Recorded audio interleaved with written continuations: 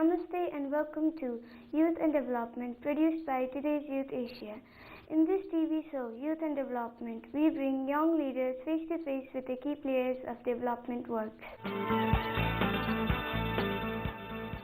My name is Samita and today we have with us Mr. Alexander Kuhns, Board Member, Cincinnati City Public School. Alexander is a member of Board of Education for the Cincinnati School District. He serves on Partnership and Public Engagement Committee as well as Students Achievement Committee.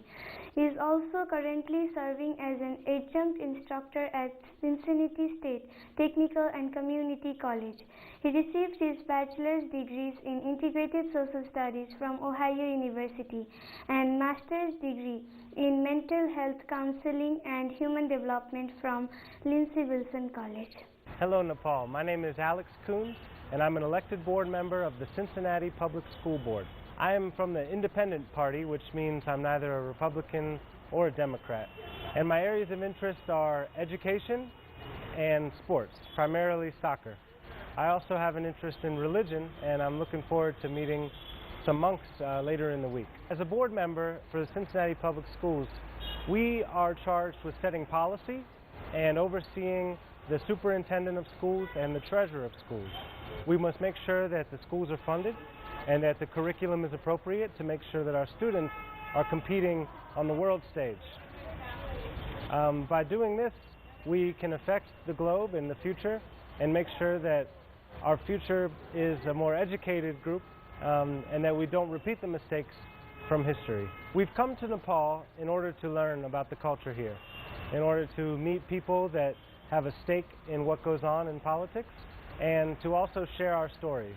My expectations for this trip are to come back home with a new sense of optimism and new energy in order to get things done and to build partnerships across the globe so that our students in Cincinnati and that students here in South Asia may get to know each other and understand world issues.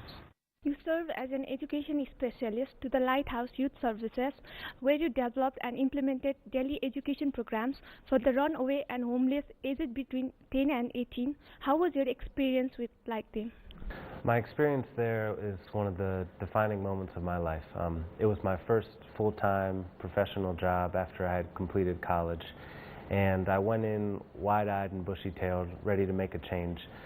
I served there for about a year and a half, and my job was to teach students who were not in school. And the reason that they weren't in school is because they were at a runaway shelter, and they were either suspended or expelled or not in the right mental state to go to school, so maybe too depressed. So I saw what my public education system was doing wrong. You know, if these students felt comfortable and welcomed, and if they fit in schools, then they would have been there instead of with me. So it really taught me what I could do to help change things in Cincinnati, and it also allowed me to make connections to people that often kind of slip through the cracks, and people that most of mainstream society doesn't know about and doesn't get to see. So the students there really opened my eyes and opened my heart. And it was a very rewarding experience. I think I made some very positive connections with over 1,000 students in that time. And it helps me take a look at myself and how happy I was when comparing to people who, had so much less than I did. You are on the Board of Education of Cincinnati City School. In Nepal, there are lots of public schools who do not provide quality education. So in what ways we can improve this? I've only been here about a week, so I'm not sure if I have the best answer for how to fix things, but I think that it starts with having a system in place, especially in the government. Public schools start with the highest levels of government. When I was sworn in, the first thing they told me to do was to uphold the Constitution of the United States. And it's my understanding that Nepal doesn't have its own constitution yet. So I think it must start from the top. Leaders must have a clear vision of what they want public schools to be. And from there, what it takes is local leaders. As you mentioned, I'm on the Board of Education for a city school district. So I don't focus on the needs of students in other states or other cities. I only focus on Cincinnati. And with our board, we have 7 members who are meant to represent all the citizens of our city. And so it's an elected position. And you have to campaign and you have to say why you should be on the board, why you deserve it. So there's some accountability there to the people, and I think that's very important. Also, making sure that you have a clear philosophy on what you want education to be.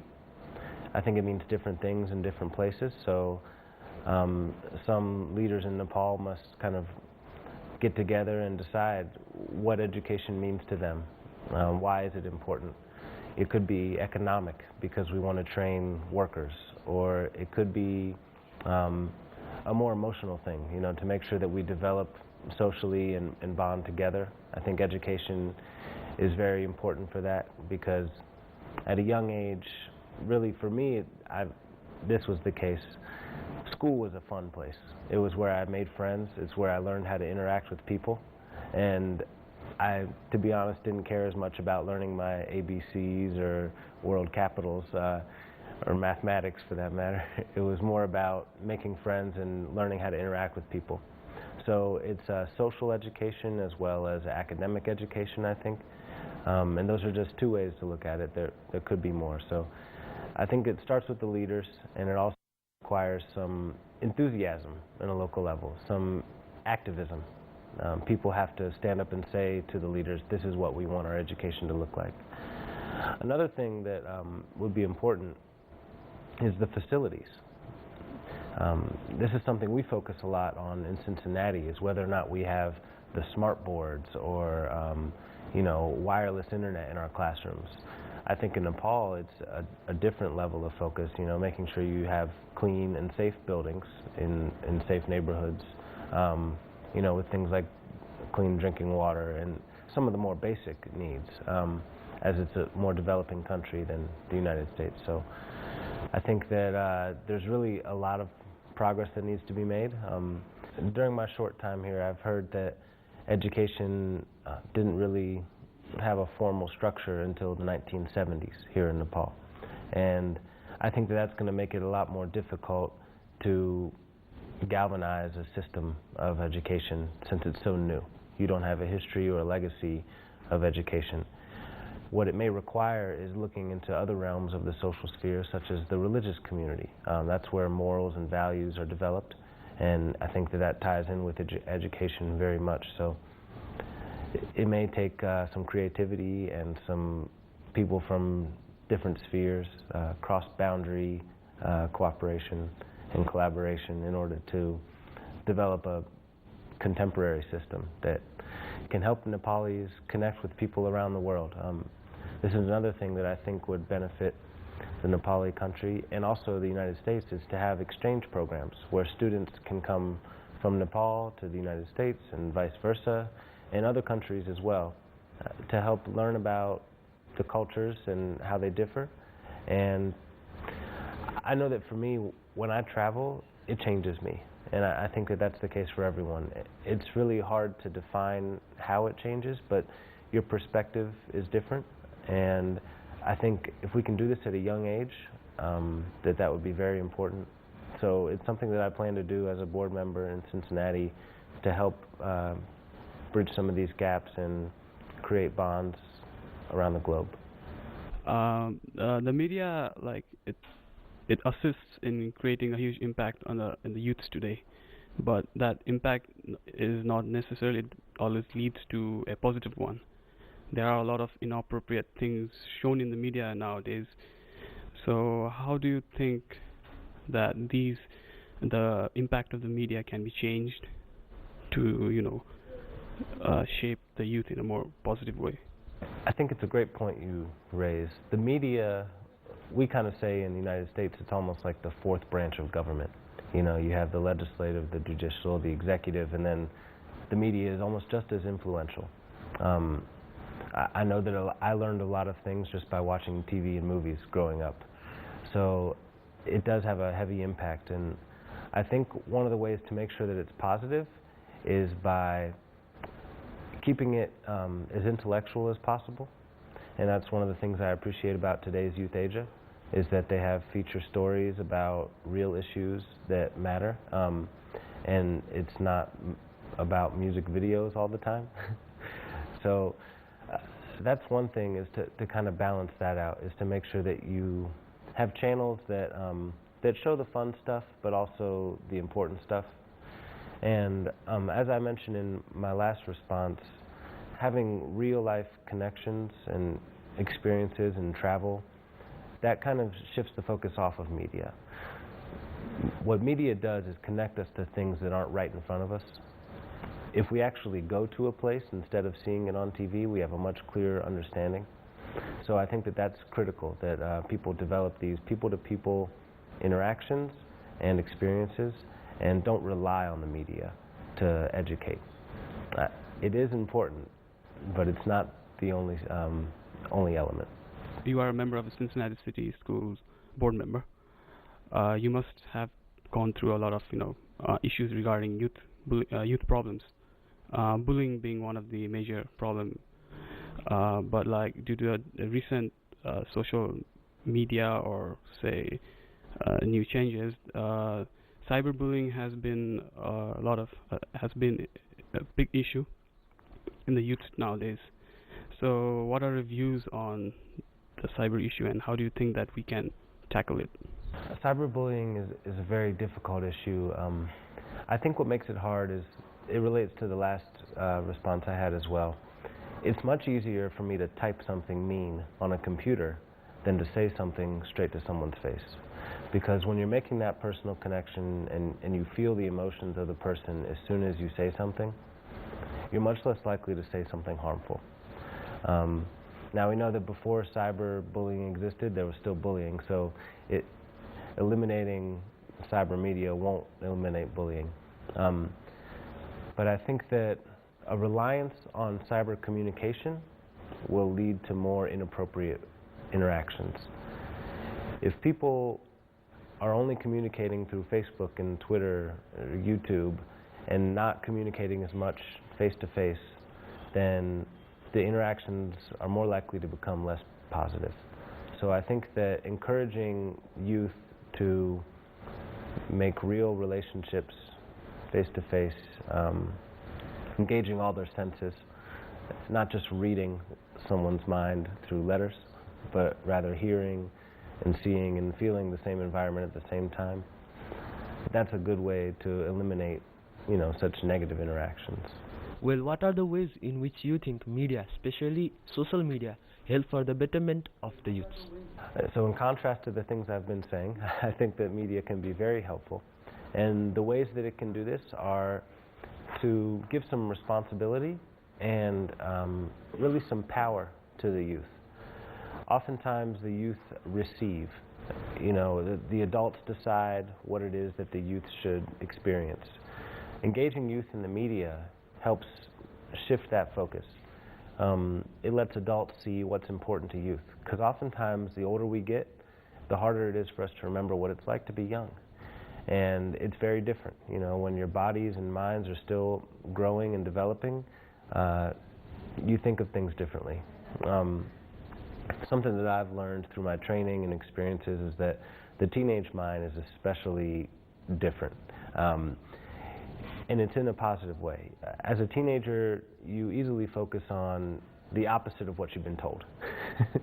You're more likely to challenge perspectives.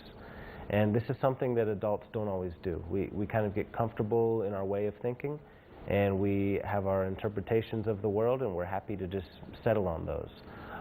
With youth being involved in the media, we can shift our perspective. It can help us see the world in a different light. And not that one way is better than the other, but I think that we must continue to see everything and not just have a narrow focus. So it also empowers youth, because as you all are interviewing me, it's much better than having someone like Katie Couric or Matt Lauer interview me, because they're professionals, they've done it, they get paid. You guys are here doing this to learn and to experience something new, and you're developing yourselves, and this will allow you to understand, is this what I want to do with my life? It empowers you to make decisions, and having those experiences is priceless. Although the easy access to the media has made youth around the world come to know more things and well connect to each other, it seems that they are losing their interest in other activities such as reading books, sports. What's your thoughts on that? I agree. It does seem that there's kind of a reliance on electronic ways of thinking. Reading books, being active outside are very important. We must maintain these, and I think one of the best ways to do that is through education, making sure that our teachers don't become reliant on media, but rather use it as kind of a flavor substitute. I think the meat and potatoes still needs to be activity and face-to-face interaction and learning in that way. But using the media, it can be very helpful. It connects us, across the world. Like, I've made relationships here in Asia, and I can maintain those relationships thanks to things like Facebook. However, I think it wouldn't be prudent of me to just stay on Facebook. I must still travel and meet new people and be active.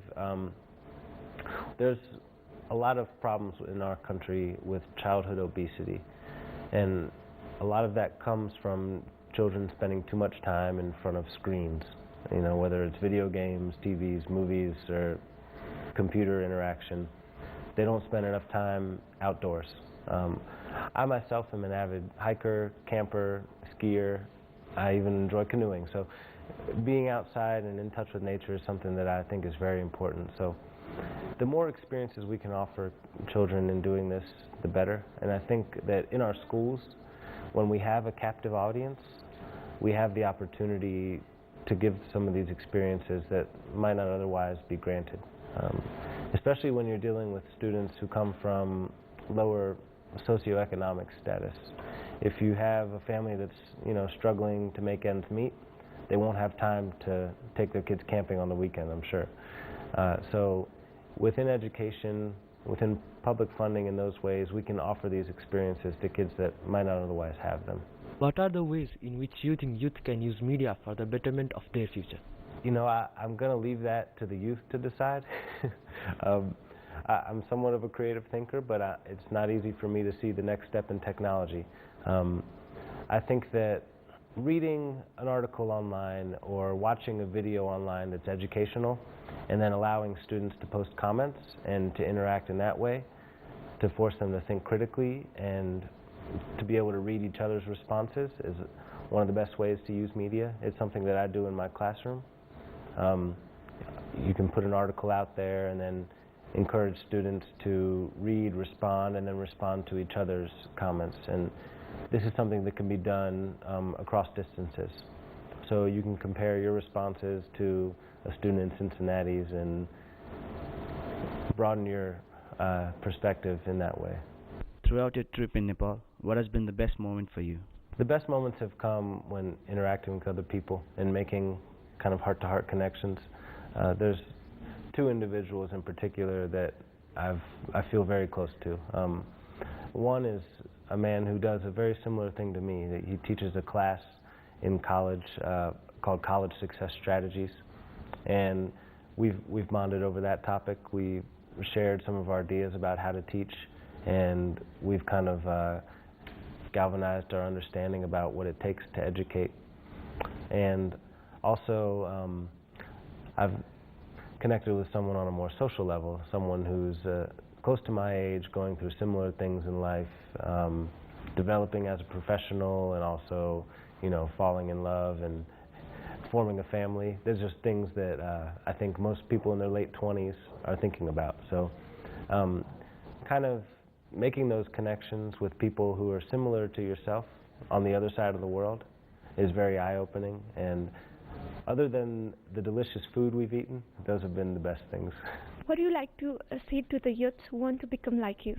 What I would say to the youth that want to attain a position like mine, I think is the better way to put it, is to keep in mind that if you want to make change, you have to be involved in the process. It's okay to maintain an outside perspective and comment on things, but don't expect changes to be made in your favor. If you want things to happen the way that you want them to happen, you have to get involved. So whether it's by just voicing your opinion in front of others and, you know, being an activist in that way, or actually running for office and trying to be in positions that give you some more power. I think that those are the ways to make things happen. And a lot of times, I think what stops people from doing this is maybe a lack of self-confidence. It was very difficult for me to convince myself that my opinions were important and that people actually cared about what I thought and that they would support me. And I think that that is a very hard struggle to go through. So just kind of convincing yourself that, you know, you have a little righteousness in you and that your experiences are important and that they're the truth. What you go through is what a lot of other people go through. And so standing up for what you believe in is never a bad thing.